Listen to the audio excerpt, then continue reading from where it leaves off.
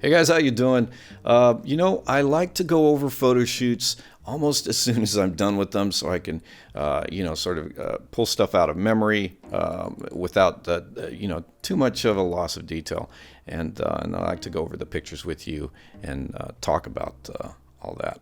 Now, I did this photo shoot a couple of months ago, and for some reason I never got around to talking about it with you and showing you the pictures. We're going to do that today, finally. I don't know why it took me so long. I guess I had a lot of other things going on. But let me just go ahead and give you the details real quick. Now, what we used for this shoot, now this shoot came together pretty quickly over Model Mayhem. And the shoot itself only lasted half an hour. Usually I like shoots to last no more than about an hour because it's basically, the faster you go sometimes, the less stress, the easier it is on everyone. And, you don't waste a lot of time. Once a photo shoot gets to a certain point, you pretty much have gotten everything that you're going to get that's any good. Hopefully, if you can't do it within an hour, maybe you should stop. Anyway, so this shoot consisted of one top, this one right here basically, and a couple of things to go over it, like a button-down shirt and a sweater. So that's basically what the wardrobe consisted of, that and a pair of jeans. There was really no place to change. We used this one little location, downtown Austin, right across the street from the power plant. There's some old buildings, that industrial type buildings that aren't really in use anymore. You'll get to see that in a second, at least as a background. All right, so the day was overcast. It started to drizzle as we were shooting, and around that time I think is when I kind of called it. Okay, settings. All of these were shot on the 85mm 1.4 Sony GMaster. I think that's what it's called, GMaster. Let's see, and I'll give you my settings as we go along, but yeah, I shot pretty wide open most of the time. It looks like this one here is 1.6, 1/200th of a second, ISO 100. So, that's where we started, and I'll let you know if anything substantial changed along the way. All right. I think that we can just get to it now. We'll start here, and this is pretty typical of how I start. Oh, by the way, if I've got some behind-the-scenes footage of this, I'm going to slip this in as we go along. So look for that. All right, so this is how we usually start off. I've never worked with Sophia before, so when you haven't worked with somebody before, it can take a little while to kind of get warmed up and build that rapport. Especially the way that I do that. When I meet somebody for a shoot, we just get to it right away. A little bit of back and forth, to kind of get to know each other and know if how we're on the same page. Hopefully that's the case. And then I just start with some easy shots. Let's just go ahead and get in front of my camera, and let's start to feel each other out in terms of how we communicate back and forth with that camera between us, right? So we start here. I just had Sophia sit down, and I said, well, let's see how this goes. I pointed the camera at her, and this was one of the first shots, if not the first shot. And right away, I knew, and I told her, I said, this is going to be a good shoot. And so you can see the power of these. As we go through them, you'll see the power of these. It's all in the eyes, and lots of times that's the case. Some people are very expressive with certain parts of their bodies, and some people are very expressive with their eyes, and for some people it's both. But right here, we definitely have the eyes working. She's got some great eyes. All right, and you can see here, I've really got that wide open aperture working for me to do this to the background. And that's because the background itself isn't anything all that special, but I wanted to use the colors and the tones as a backdrop. When you open your lens up really wide like this, you can pretty much obliterate most of the actual detail of the background and just get those nice shapes and tones and colors, something like this. So again, we're off to a really good start. Pulling back a little bit. All right, so now we've moved locations. We've walked right across the street to those old industrial buildings, and I'm not really sure that anything's going on there anymore. And that's right against the water. Really, we're pretty much close to the lake here. So we did several shots at this spot.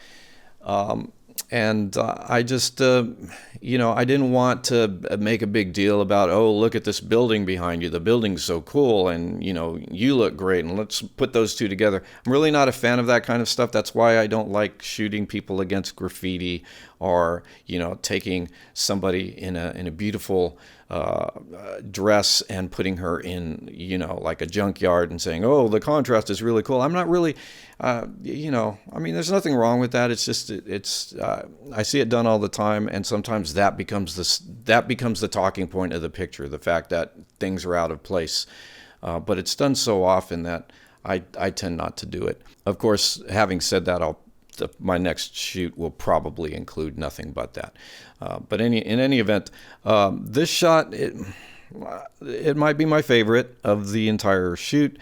I'm going to go ahead and admit, because I'm always honest with you guys, I'm going to go ahead and admit that most of this stuff was helped quite a bit here in Lightroom. And that was necessary because it was such a dreary, overcast day. I don't know. I ran into a string of days like this. If you look back at a couple of videos, you'll see another one after this, a while after this, that same thing happened. And yeah, when that happens, there's things you can do in camera, but I was working fast. I just wanted to shoot these pictures, and I knew that, the lighting is just so dull. I was going to have to do something in Lightroom or Photoshop to kind of bring out some contrast by taking certain parts of the image and lightening them up and having other parts of the image darken down a little bit. So that's definitely what I did here. I don't consider that cheating. That's the digital version of the old darkroom dodging and burning. It's something like that. It's just, it had to be done. I was determined not to use flash during this shoot, and I do that sometimes. I give myself these constraints. I just want to make things simple. I could have used flash, and had I used it, I probably would have gone for the same effect here. But just imagine this photo a lot duller, and you'll know what it actually looked like in camera, or coming out of the camera. This is, why is this my favorite one? More than likely, it's just the attitude, the eyes, the everything. We did several shots where I had her walking towards the camera, and I said, I just want you to look strong, defiant, kind of a superhero out of costume. Just walk towards the camera, just look tough. And at one point, I just said, you know what, this looks good right here. Just stop, and let's just take the shot. And this is what we got. And, I know that a lot of people would look at this and say, hey, why don't you do something with the skin? Why don't you fix, like let's say here, you might take something like this and use Lightroom to just kind of clear things up. But, I liked it the way it was. I like it like this. Go figure. Some people do, some people don't. It's not like I'm opposed to cloning little imperfections out. It's just sometimes I like the imperfections to stay in. Okay, moving on to the next one. Here's where we took that sweater and I said, we're going to make this look like a cold day. And I knew at the time that I shot this, I'd be messing with the tones a little bit. I have to say, though, again, I'm admitting something because that's what I do. I wasn't really impressed with my execution of these particular shots. I shot them longer. I didn't like the composition, so I took care of that in post. Let me see if I can find that. Yeah, you can see here. I'm not even gonna. I'm going back here. It's just not. This is the proper composition for this shot, in my opinion. Sometimes you discover that stuff after the fact, and that's okay. But I think we captured the emotion. I like it. I just said, hey, look a little daydreamy. Close your eyes, open your eyes slowly, and yeah, now these two are very similar, I know, but there is a difference, subtle difference. There's this one and this one. I think I like this one more than this one. Well, no, maybe I like this one more. Well, anyway, you guys let me know. Let me know what you like better. Okay, so the next one. Well, let me just go back and give you the settings. I'm going to give you the settings for this one. What do we have here? We're wide open. 1/200th of a second, ISO 100. All right, so, and then this, same thing. 1.4, 1/200th of a second, ISO 100. And I think we pretty much stuck to that throughout. So I'm going to get past these. And then this one's okay. I think it's a tilt of the head that I'm kind of, it's just a little too much. If it was a little less, it'd be okay. And then we even go more here. But it kind of works. It kind of fits with the attitude. I like the, you know, the ripped jeans here. I like the way it's, I do this a lot. I've got a boudoir photography background, and I've been taking pictures of women since I started. I think that maybe that's why I got into photography. I don't know. As a high schooler, you do a lot of things for a lot of, there's a lot of things motivating you to do whatever it is you do. Maybe that's it. I don't know. Probably not. I think I actually started with sports photography and things like that. I probably told you this story before, but I originally fancied myself as a really young kid, 13, 14 years old. I fancied myself as a future war photographer, something just exciting, you know, just getting in there in the news, journalism, war photography. But, you know, as you get a little older, you decide maybe you don't want bullets heading in your direction while taking pictures. All right, so then we move to some standing shots. Now this is the same location, pulled back a little bit. So we're at 1.8 at this point, and ISO, it jumped up to 320. So I guess it was at this point that things were this is 320 also. Okay, so yeah, all of these after this one, all of these bumped it up to 320, but f-stop only went down to 1.8, so we're pretty wide open. But I had to do that. Obviously, lighting was really getting bad at this point. We started feeling some drizzle, I think, right around here. So I was like, let's go, let's move. So here she asked if she could take her shoes off. I said, definitely. We did this. A little 50s influence, I think. Well, even that attitude. Notice the lines here, and here, the horizontal and vertical. Try to frame her head up in between these. You don't want lines coming out of somebody, you know, the back of their head. You don't want lines coming out this way. Kind of like this shot. Good attitude. Same here. Just kind of moved a little bit. Here I'm breaking that rule. You know, I don't know what it is.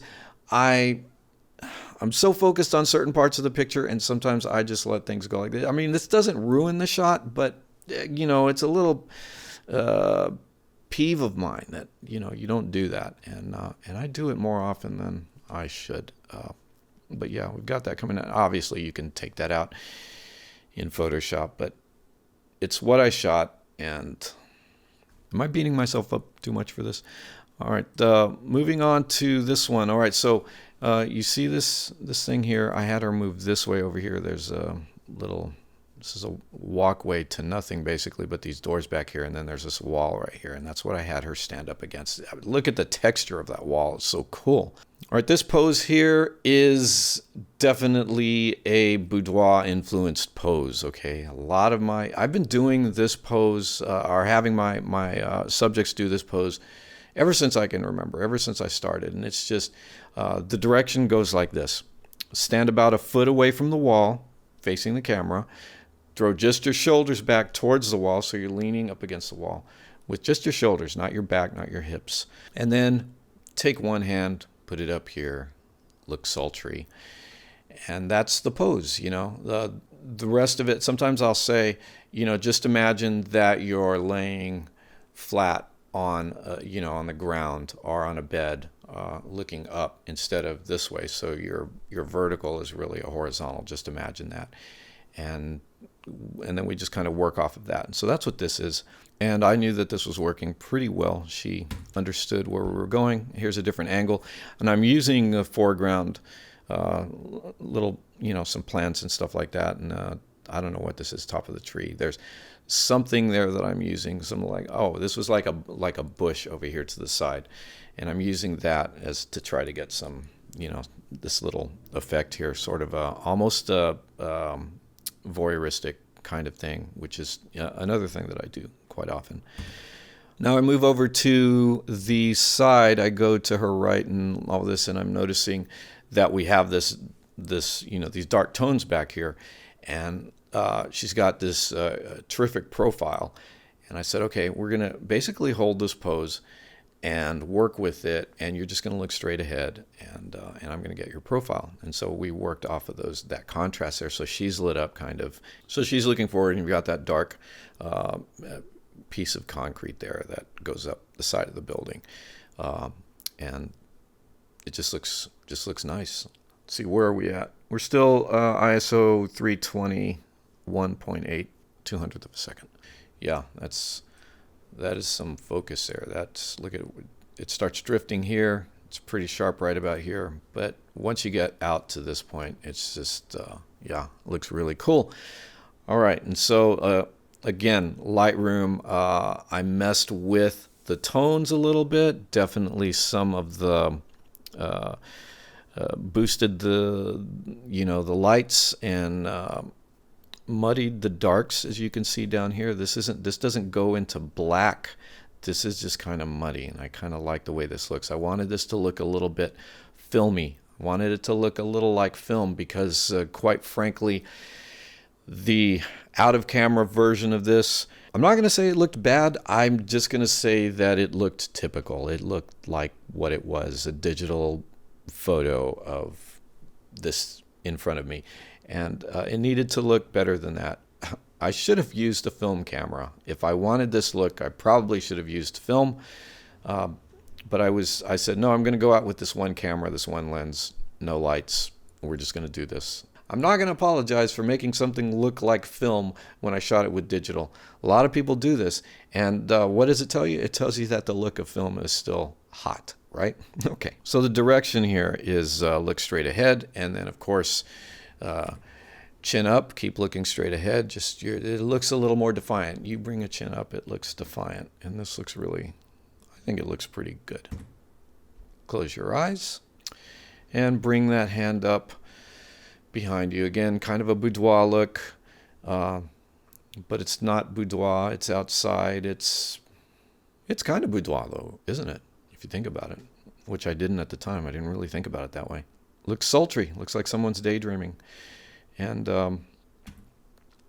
had her turn this way. I said, just look down the length of the wall, and then look at the camera. Keep that kind of, that kind of emotion going. Stay in character. She nailed it. Just amazing. Those eyes are amazing. And right here, see, there's a subtle difference here, and it's just the point of view. It's just the angle. You get a little more light tones back here, darker if you switch over to this side like this. I think I really, really like this. I might have posted this one up on Instagram, probably almost as soon as I finish the shoot. And then look, all of this stuff, and I tell people this all the time. Sometimes the pictures that I do, I'm obviously going for sort of a cinematic look. I like my pictures to look like stories, to look like pieces of movies or fragments of memories. But the thing is, lots of times my photos can end up looking like very intense, or like maybe very sensual. But the truth is, all of that's just acting, folks. There's nothing, it's just people. There's a lot of laughing in between a lot of these sequences here. And so we end up with something like this as we're kind of breaking out a character. And this is just awesome. I like this a lot. Because photo shoots are fun. They can be fun if they don't drag on too long. Like I said, this one I think lasted about half an hour. And you know, if they don't drag on too long and you just keep it loose and fun and everybody is just enjoying themselves and you get right to work, good things can happen. All right, we finally went through this photo shoot. I'm glad we did. I'm glad I didn't forget about it completely, because as time goes on, other stuff comes into the mix, and then I want to do that stuff, and then later on I find out that I've left something behind, and I got to pull it back and bring it into the forefront and show you, what went on, because yeah, this was definitely one that we needed to talk about, because I just like a lot of these pictures here. I think this one, no, wait a minute. This one I like, and maybe one of these. That one's pretty cool. All right, guys, I'm going to leave it at that. Hope you liked this video. If you did, go ahead and give me a thumbs up. Click the like button. If you haven't already, go ahead and click subscribe. That's about all I got for you today. I'll see you next time.